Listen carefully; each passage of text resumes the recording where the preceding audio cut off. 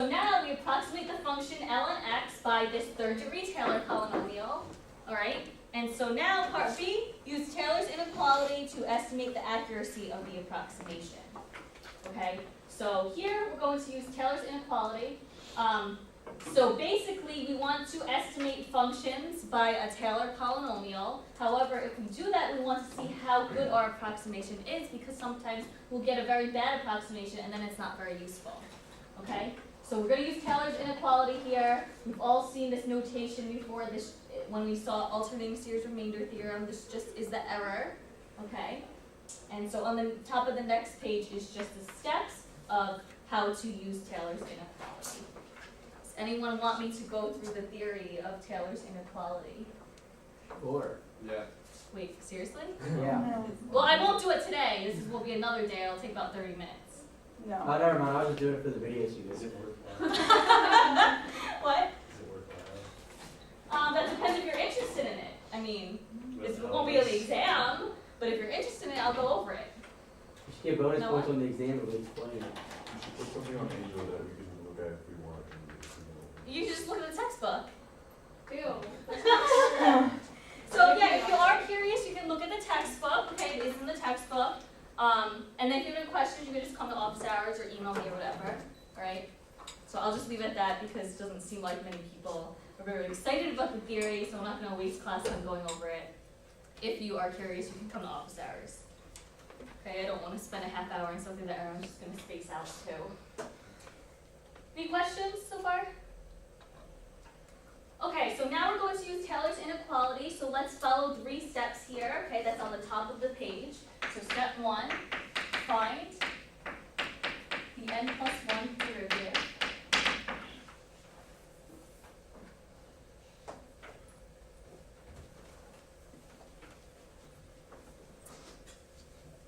So again, n is just the degree of the polynomial, okay? And the degree of the polynomial here is 3.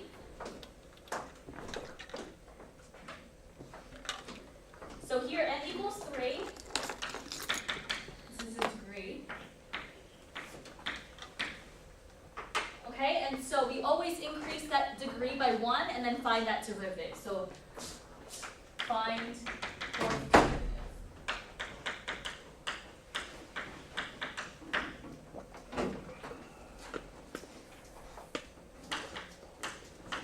And so by part A, we found the third derivative, which was 2 over x to the third. So the fourth derivative, now we just take the derivative of that, which is negative 6 over x to the fourth.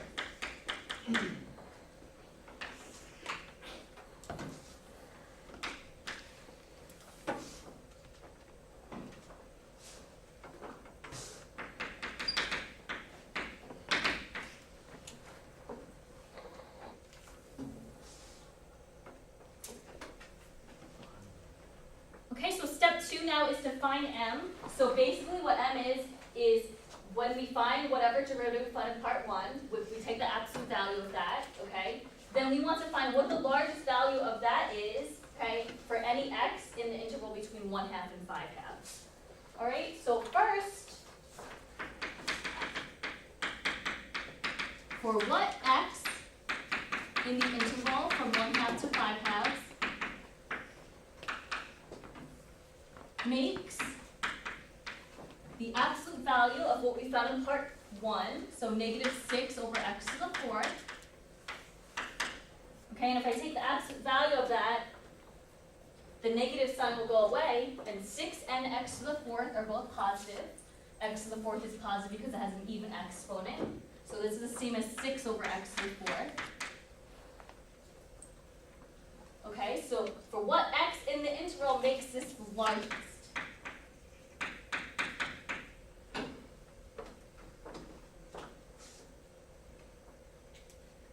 Okay, so what are we going to plug into for x to make that the largest? Right, 1/2. Okay, if I want this fraction to be the largest, I need the smallest denominator possible, and the smallest value of x in this interval is 1/2. Okay, so same line of thinking of when we did comparison tests. So look for smallest denominator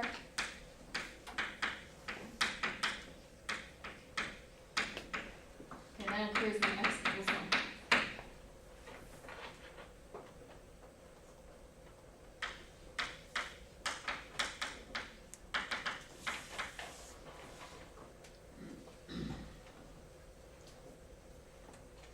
And so again, m is just the largest value that this takes on, and if that occurs when x equals 1/2, I'm just going to plug that in.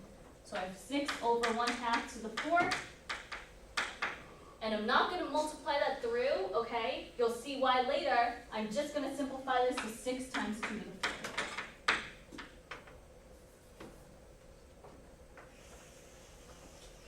And this is your m.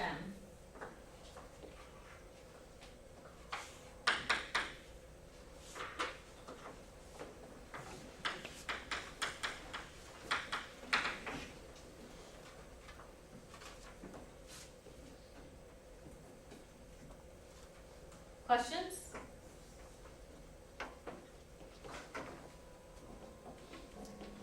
Okay, so step 3 now is to plug in. So what I do first is write out Taylor's inequality. The absolute value of r sub n of x is less than or equal to m times the absolute value of x minus a to the n plus 1 over n plus 1 factorial.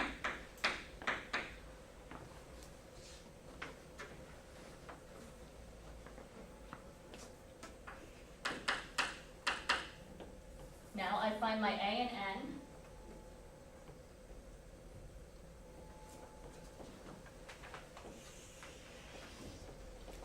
Okay, so again, a is just a center, which we found from part A, or which we were given in part A, which was 2.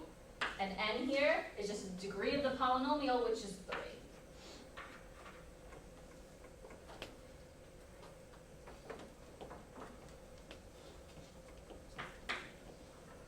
So now I just plug in.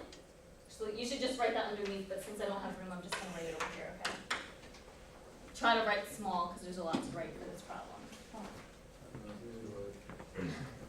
So I have 6 times 2 to the 4th.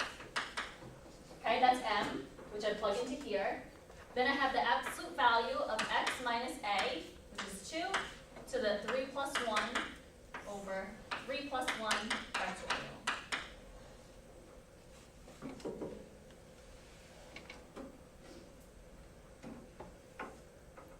So that, now I just simplify a bit. I have 6 times 2 to the 4th times the absolute value of x minus 2 to the 4th over 4 factorial. And I just simplify the 3 plus 1.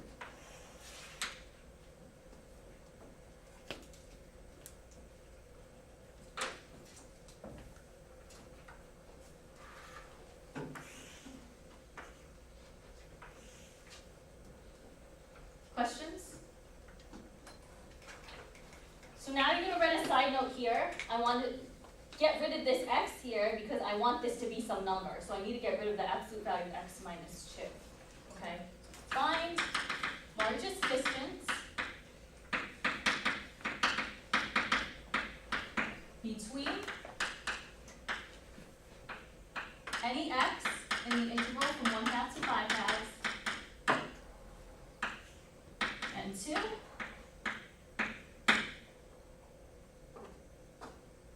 Okay, because the absolute value of x minus 2 just represents the distance between x and 2.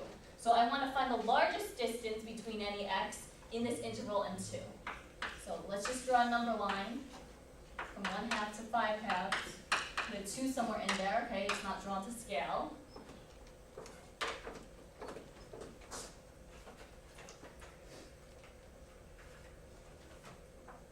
So what is the distance from 1/2 to 2?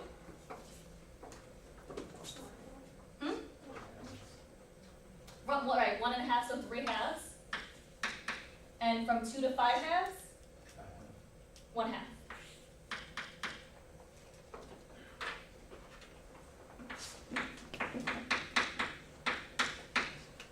Okay, so again, the absolute value of x minus 2 represents a distance between x and 2.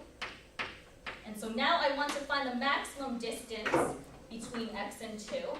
Okay, meaning at any point in this interval between 1/2 and 5/2, what's the largest distance I can be away from 2?